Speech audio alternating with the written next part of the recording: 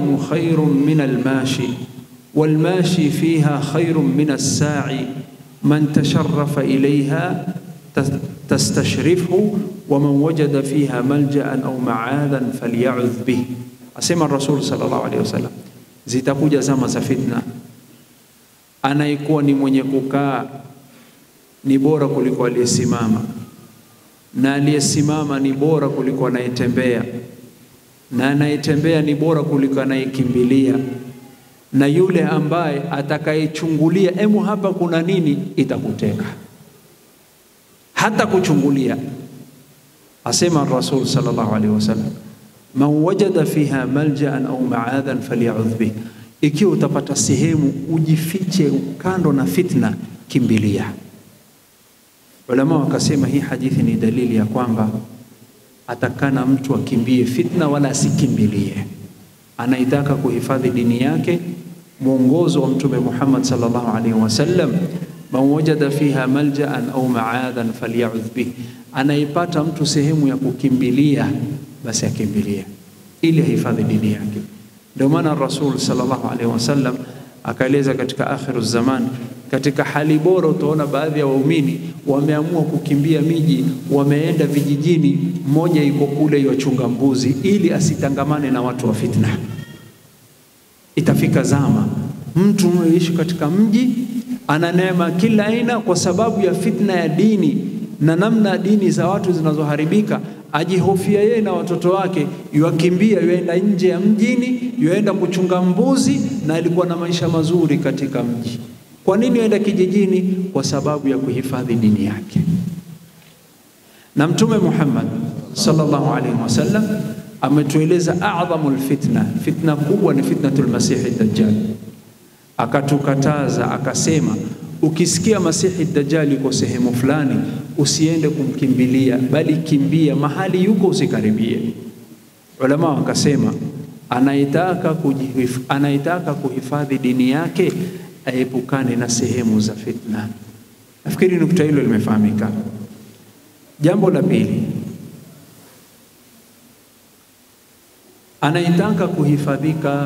anayetaka kuhifadhi dini yake na aepukane na fitna, basi afanye bidii, ashikamane na vitu viwili vitamhifadhi. Ashikamane na Qur'ani na sunna za Bwana Mtume Muhammad sallallahu alaihi wasallam. Ar-Rasul sallallahu alaihi wasallam atueleza ametuachia nini, kwa sababu yeye hayuko, ameenda mbele ya haki. Lakini wale ambao watakaokuja, ambao ni mimi na wewe, ikitokezea fitna, iko wapi? Leo fitna ikitokezea baina ya Waislamu kokote duniani, tuna njia. Ar-Rasul angekuwa hai tungemwendea kusema ya Rasulullah kuna hivi, angetupa mwelekeo. Lakini leo kwa sababu Ar-Rasul hayuko, kila mmoja atoa maoni yake huku kule, kwa wanachanganyikiwa. Lakini Ar-Rasul sallallahu alaihi wasallam asema, ya ayuhan nas, enyi watu, inni taraktu fikum ma in i'tasamtum bihi falan tadillu. Ambenyi watu, mimi nimewachia kitu, mukishikamana nayo hamutapotea. Falan tadillu abada, hamutawahi kupotea kabisa, kana kwamba mimi niko na nyinyi. Akasema kitab Allah wa sunnati, hadith akhrajahu al-Bayhaqi. Nawachia kitabu cha Allah na sunna zangu, na mshikamana naye hamutawahi kupotea. Ulama wakasema yule ambaye kamana na mafundisho ya Qur'ani na sunna za Bwana Mtume Muhammad sallallahu alaihi wasallam, akaifahamu aya hizi na sunna za Mtume Muhammad sallallahu alaihi wasallam na ahadith kwa ufahamu uliokuwa sahihi, basi mtu huyu hatawahi kupotea. Ulama wakasema anaitaka kuhifadhi dini yake, arudie kitabu cha Allah na sunna za Bwana Mtume Muhammad sallallahu alaihi wasallam. Ya ngapi hiyo? Ya pili. Ya tatu, katika mambo ambayo yatakayosaidia mshikamane ama uepukane na fitna, ni kushikamana na Waislamu wenzako, usijiweke kando kando. Lazima tukae pamoja, tushikamane, tupendane, tustahimiliane, tuvumiliane. Ar-Rasul sallallahu alayhi wasallam asema, afwan, kabla hapo Mwenyezi Mungu asema wa'tasimu bihablillahi jami'an wala tafarraqu. Allah asema shikamaneni na kamba ya Allah mkiwa kwa pamoja. Kamba ya Allah yenye kutuleta pamoja si nchi, yenye kutuleta pamoja si kabila, yenye kutuleta pamoja si lugha, yenye kutuleta pamoja ni dini ya Allah. Wa'tasimu bihablillahi jami'an wala tafarraqu, wala musifarikiane. Sasa wewe ili uweze kuhifadhi dini yako, shikamana na kamba ya Allah pamoja na wenzako ambao wanaoshikamana na kamba ya Allah. Kisha Allah asema wala tafarraqu, na usiwachane na hao kundi, hiyo kundi ya waumini usiwaache. Ulama wakasema katika sababu ya Allah kukuhifadhia dini yako ni kwamba ukae pamoja na Waislamu wenzako walioshikamana na dini ya Allah. Ar-Rasul sallallahu alayhi wasallam pia asema wa anta inna Allah yarda lakum thalath wa yakrah lakum thalath, fayarda lakum an ta'buduhu wa la tushriku bihi shay'a wa an ta'tasimu bihablillahi jami'an wa la tafarraqu. Allah yuridhishwa mnapofanya baadhi ya mambo, akataja tatu na hiyo chukizwa na mambo tatu. Katika mambo ambayo yanamridhisha Mwenyezi Mungu, wa an ta'tasimu bihablillahi jami'an wa la tafarraqu, na mushikamane na kamba ya Allah pamoja na wenzako, wala tafarraqu, na usiwaache wenzako. Ulama wakasema naitaka kuhifadhi dini yake, nukta ya tatu, ashikamane na kamba ya Allah pamoja na waumini wenzake, usijitenge. Kule kwetu katika nchi ya Kenya tuna mbuga za nyama. Kuna Nairobi Park, kuna Amboseli, Tanzania kuna Serengeti. Sasa simba anapowinda na wanyama wako wengi, idadi ni kubwa. Anapowinda haendi kwa wale ambao wako pamoja, yuangalia yule ambaye amejitenga kando. Inakuwa rahisi kufanya nini? Kumwinda. Lakini akisema ataenda kwa wale ambao wako wengi, watamkanyaga na kummaliza. Hasa yeye humlenga yule ambaye aliyejitenga peke yake. Ulama wakasema wakadhalika, na pia wale ambao wanaojitenga peke yao, basi shaitan huwa winda wao. Sababu ya ngapi hiyo? Ya tatu. Wakati wa ruhusu naona nimeambiwa nina dakika 5. Sababu nyingine yenye kukuhifadhia dini yako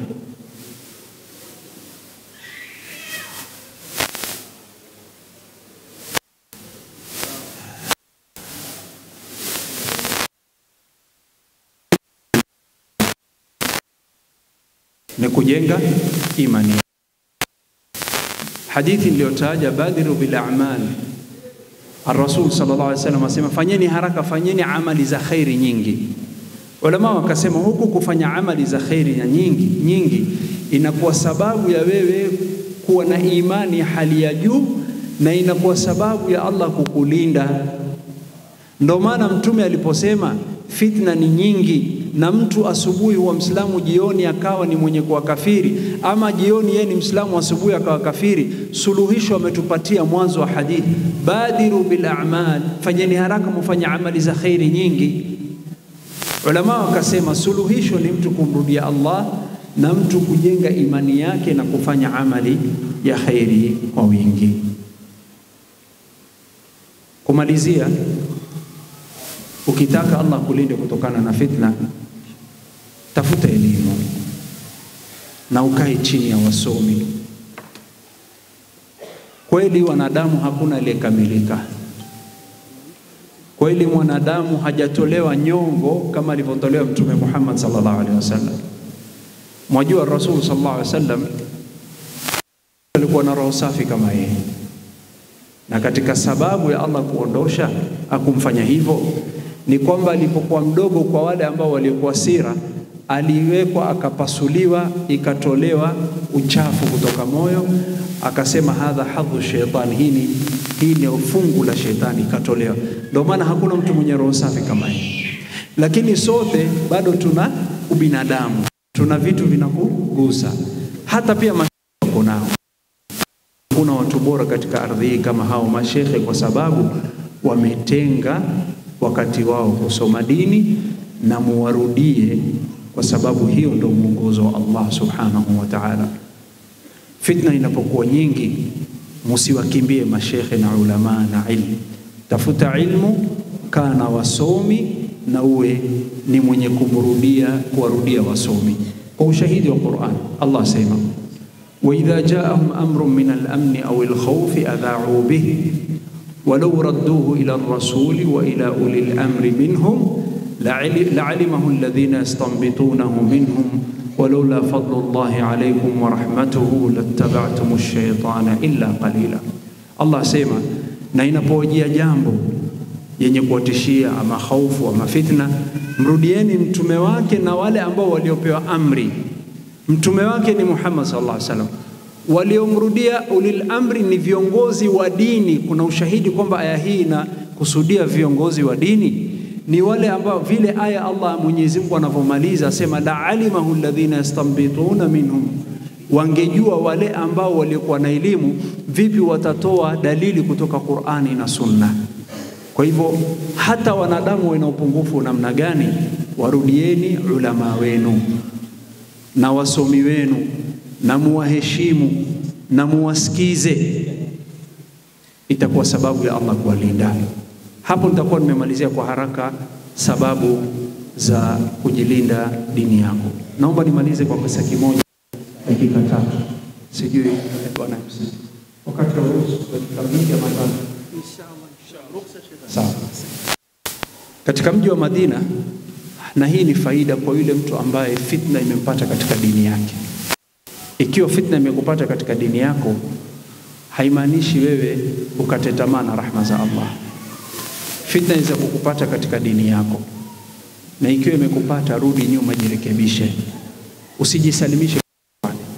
Katika mji wa Madina kulikuwa ambaye alifitinika katika dini yake zama Muhammad sallallahu alaihi wasallam. Katika nje ya Madina alimwona msichana ambaye aliyekuwa akiuza bidhaa dukani, ameachiwa na mzazi wake. Akafanya usuhuba na yule msichana, wakapendana. Siku moja akaenda kwa yule mwanamke katika hali ya kuzungumza, kukaa, kusema, jua katikati. Na Mtume Muhammad sallallahu alaihi wasallam asema, wawili, mwanamume na mwanamke ambao ni ajnabi, hawakai pamoja ila shetani huwa watatu. Hawakai faragha peke yao pamoja ila shetani huwa watatu. Na shetani akiwa watatu, hao wawili wanasoma Qur'an, wanafanya mengine. Katika hali kama hiyo, yule kijana akaanza kumgusagusa yule msichana, akambusu, akamshika mpaka hisia zikapanda. Alipofika mahali wataka kuvua na kumwingilia kama vile mume anapomwingilia mke wake, akakumbuka, akasema a'udhu billah, panguo kimbia. Kijana huyu fitna imempata katika dini yake, na akaogopa Mwenyezi Mungu ashukishe aya kumwangamizia, na akaogopa ghadhabu ya Mwenyezi Mungu. Akaenda kwa Mtume sallallahu alaihi wasallam. Hadithi iko katika Sahih Muslim, hadithi ya Abdullah ibn Mas'ud radhiyallahu anhu. Akasema, ya Rasulullah, inni asabtu imra'an, mimi nimempata mwanamke nikamfanyia kila kitu anachomfanyia mume mke wake bila kumwingilia. Nilipotaka kumwingilia nilijizuia, nikakimbia. Ya Rasulullah, nimejileta mwenyewe, isije Mwenyezi Mungu akashukisha aya. Nimefanya makosa makubwa, fitna imenipata katika dini yangu. Karibu nimegusa zina, nimekaribia kuingia ndani. Ar-Rasul sallallahu alaihi wasallam hakuwa na jawabu. Akamwambia, Mwenyezi Mungu hajanishukishia Qur'ani wala kunipa mwelekezo, tumsubiri Jibril. Hasa huyu alikuja yualia